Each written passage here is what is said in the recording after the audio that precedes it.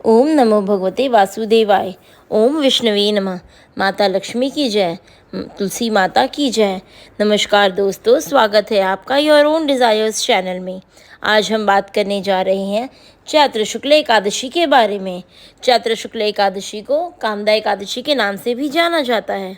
कामदा एकादशी रामनवमी के बाद 11 तिथि पर मनाई जाती है। इस बार कामदा एकादशी का व्रत 8 अप्रैल 2025 को रखा जाएगा। कामदा एकादशी का मतलब है सभी कामनाओं को पूर्ण करने वाला। इस वर्ष चैत्र शुक्ल एकादशी तिथि प्रारंभ हो रही है 7 अप्रैल 2025 को रात 8 बजे और समाप्त हो रही है 8 अप्रैल 2025 को रात 9:12 पर। उदया तिथि के अनुसार कामदा एकादशी 8 अप्रैल को मनाई जाएगी। जैसा कि आप जानते हैं कि एकादशी के व्रत में पारण के समय का अत्यधिक महत्व होता है, इसलिए इस वर्ष पारण का समय है 9 अप्रैल 2025 को सुबह 6:02 से लेकर सुबह 8:34 तक। पारण तिथि के दिन द्वादशी समाप्त होने का समय है रात्रि 10:55 पर। आइए दोस्तों, अब जानते हैं कामदा एकादशी व्रत कथा के बारे में। एक समय की बात है, धर्मराज युधिष्ठिर कहने लगे कि हे भगवान, मैं आपको कोटि कोटि नमस्कार करता हूँ। अब आप कृपा करके चैत्र शुक्ल एकादशी का महात्मा कहिए। श्री कृष्ण कहने लगे कि हे धर्मराज, यही प्रश्न एक समय राजा दिलीप ने गुरु वशिष्ठ जी से किया था और जो समाधान उन्होंने किया वो सब मैं तुमसे कहता हूँ। प्राचीन काल में भोगीपुर नामक एक नगर था। वहाँ पर अनेक ऐश्वर्यों से युक्त पुंडरीक नाम का एक राजा राज्य करता था। भोगीपुर नगर में अनेक अप्सरा, किन्नर तथा गंधर्व वास करते थे। उसमें से एक जगह ललिता और ललित नाम के दो स्त्री पुरुष अत्यंत वैभवशाली घर में निवास करते थे। उन दोनों में अत्यंत स्नेह था, यहाँ तक कि अलग अलग हो जाने पर दोनों व्याकुल हो जाते थे। एक समय पुंडरीक की सभा में अन्य गंधर्वों सहित ललित भी गान कर रहा था। गाते गाते उसको अपनी प्रिय ललिता का ध्यान आ गया और स्वर भंग होने के कारण गाने का स्वरूप बिगड़ गया। ललित के मन के भाव जानकर कारकोट नामक नाग ने पद भंग होने का कारण राजा से कह दिया। तब पुंडरीक ने क्रोधपूर्वक कहा कि तू मेरे सामने गाता हुआ अपनी स्त्री का स्मरण कर रहा है, अतः तू कच्चा मांस और मनुष्य को खाने वाला राक्षस बनकर अपने किए कर्म का फल भोग। पुंडरीक के श्राप से ललित उसी क्षण महाकाय विशाल राक्षस हो गया। उसका मुख अत्यंत भयंकर, नेत्र सूर्य चंद्रमा की तरह प्रदीप्त तथा मुख से अग्नि निकलने लगी। उसकी नाक पर्वत की कंदरा के समान विशाल हो गई और गर्दन पर्वत के समान लगने लगे। सिर के बाल पर्वतों पर खड़े वृक्षों के समान लगने लगे तथा भुजाएं अत्यंत लंबी हो गई। कुल मिलाकर उसका शरीर 8 योजन के विस्तार में हो गया। इस प्रकार राक्षस होकर वह अनेक प्रकार के दुख भोगने लगा। जब उसकी प्रियतमा ललिता को यह वृतांत मालूम हुआ तो उसे अत्यंत खेद हुआ और वह अपने पति के उद्धार का यत्न सोचने लगी। वह राक्षस अनेक प्रकार के घोर दुख सहता हुआ घने वनों में रहने लगा। उसकी स्त्री उसके पीछे पीछे जाती और विलाप करती रहती। एक बार ललिता अपने पति के पीछे घूमती घूमती विंध्याचल पर्वत पर पहुंच गई, जहाँ पर श्रृंगी ऋषि का आश्रम था। ललिता शीघ्र ही श्रृंगी ऋषि के आश्रम में गई और वहां जाकर विनीत भाव से प्रार्थना करने लगी। उसे देखकर श्रृंगी ऋषि बोले कि हे सुभगे, तुम कौन हो और यहाँ किस लिए आई हो? ललिता बोली, हे मुनिवर, मेरा नाम ललिता है।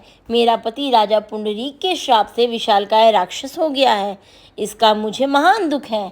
उसके उद्धार का कोई उपाय बतलाइए। श्रृंगी ऋषि बोले, हे गंधर्व कन्या, आज चैत्र शुक्ल एकादशी आने वाली है, जिसका नाम कामदा एकादशी है।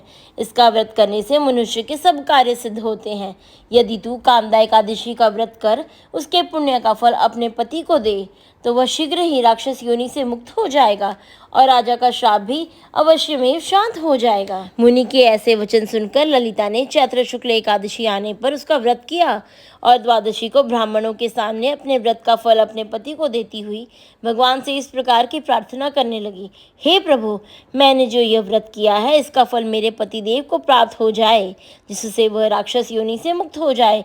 एकादशी का फल देते ही उसका पति राक्षस योनि से मुक्त होकर अपने पुराने स्वरूप को प्राप्त हुआ। फिर अनेक सुंदर वस्त्राभूषणों से युक्त होकर ललिता के पास विहार करने लगा।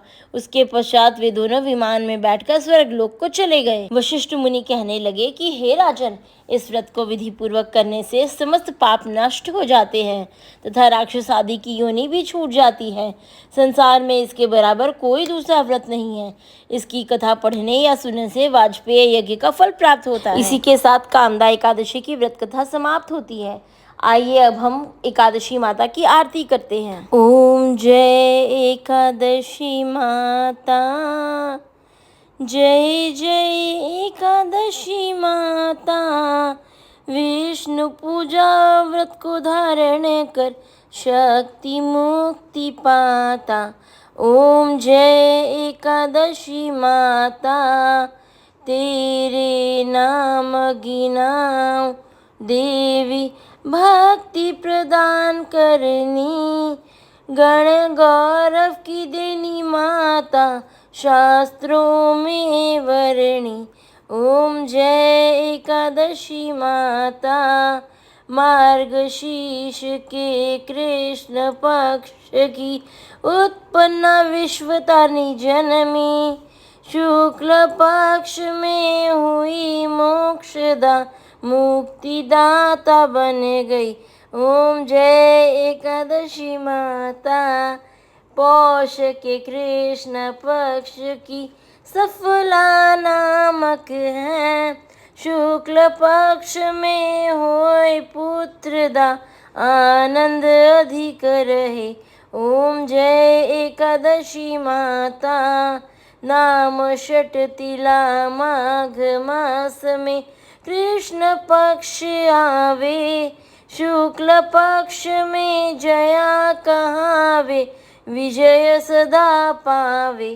ओम जय एकादशी माता, विजया फागुन कृष्ण पक्ष में शुक्लाम्ल की। पाप मोचनी कृष्ण पक्ष में चैत्र महाबली की। ओम जय एकादशी माता, चैत्र शुक्ल में नाम कामदा, धन देने वाली। नाम बरूथिनी कृष्ण पक्ष में वैशाख माह वाली। ओम जय एकादशी माता, शुक्ल पक्ष में होए मोहिनी, अपराज्येष्ठ कृष्ण पक्षी। नाम निर्जला सब सुख करनी, शुक्ल पक्ष रखी। ओम जय एकादशी माता, योगिनी नाम आषाढ़ में जान, कृष्ण पक्ष करनी। देवशयनी नाम कहायो, शुक्ल पक्ष धरनी।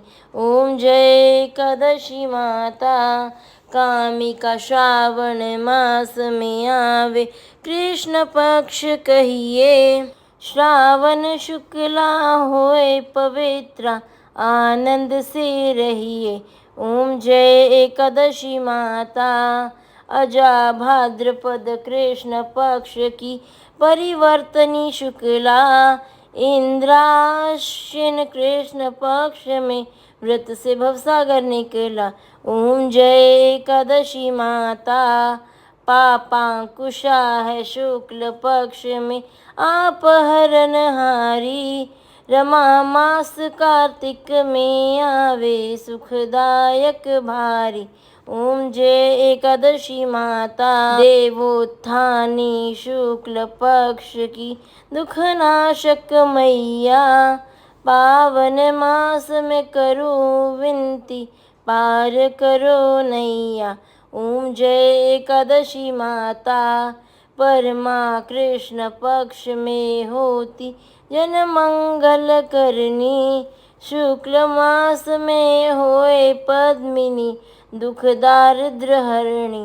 ओम जय एकादशी माता, जो कोई एकादशी की आरती भक्ति सहित गावे, जन गुरुदिता स्वर्ग का वासा निश्चय वह पावे। ओम जय एकादशी माता, ओम जय एकादशी माता, जय जय एकादशी माता। विष्णु पूजा व्रत को धारण कर शक्ति मुक्ति पाता। ओम जय एकादशी माता। दोस्तों, इसी के साथ हम वीडियो को समाप्त करते हैं। ऐसे ही अन्य वीडियो को देखने के लिए चैनल को सब्सक्राइब कीजिए, वीडियो को लाइक और शेयर कीजिए।